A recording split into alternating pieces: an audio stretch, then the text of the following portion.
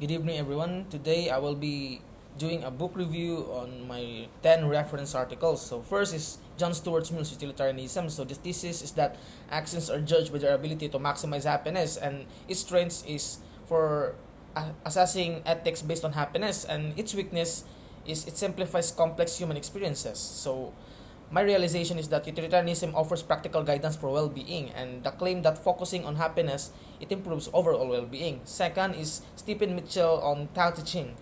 The thesis is that aligning with nature leads to personal peace and happiness, and its strength is that the interpretation of Taoist principles, and its weakness is it lacks modern practical examples. And I realized that Taoist wisdom helps achieve satisfaction, and it supports my research paper on ancient philosophies like Taoism and that enhances well-being. So third is Saint Edith Stein's The Science of the Cross. So it says that spiritual understanding leads to deep fulfillment. So its strength is that spiritual insights is beneficial for personal peace, and the weakness is it focuses on religious context.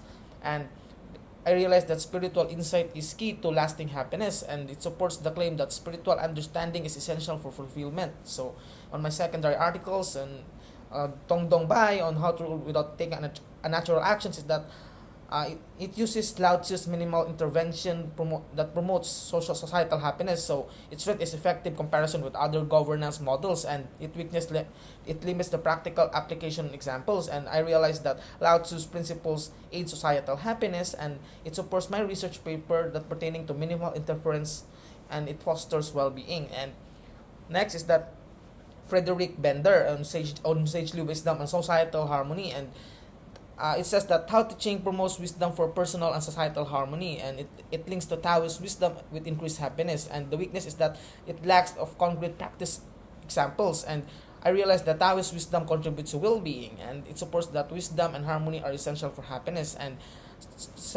next is the Tao Te Ching on Burgess, Eigensen, and Namasondi. And Taoist principle enhances personal success and contentment, and it shows that Taoist strategies for well-being, and the weakness is that superficial treatment of deeper happiness aspects. And I realized that Taoist principle improves satisfaction and success, and it supports my research that in Eastern philosophies it offers insight into well-being. And next is that Lao Tzu, the conception of evil.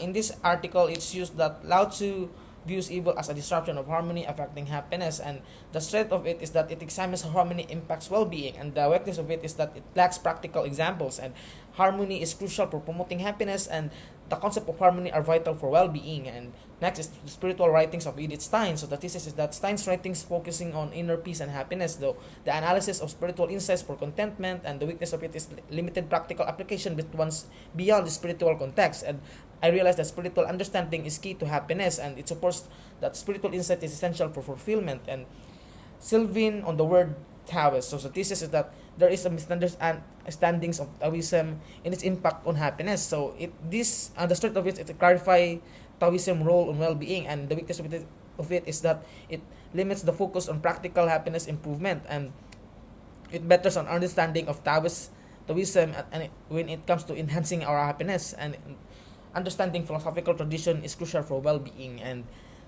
on Edith Stein's Passing Gestures by Scott Spector, it says that Stein's empathy fosters personal happiness and relational harmony. So it focuses on empathy's role on well-being, and it limits the weakness of it that it limits the broader context application. And I realized that empathy improves personal and relational happiness, and empathy is vital for overall pleasure and well-being.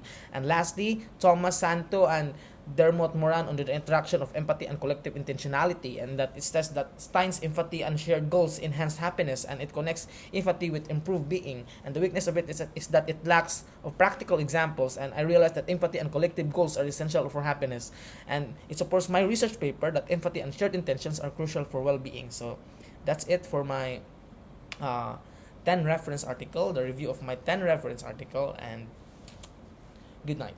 Thank you.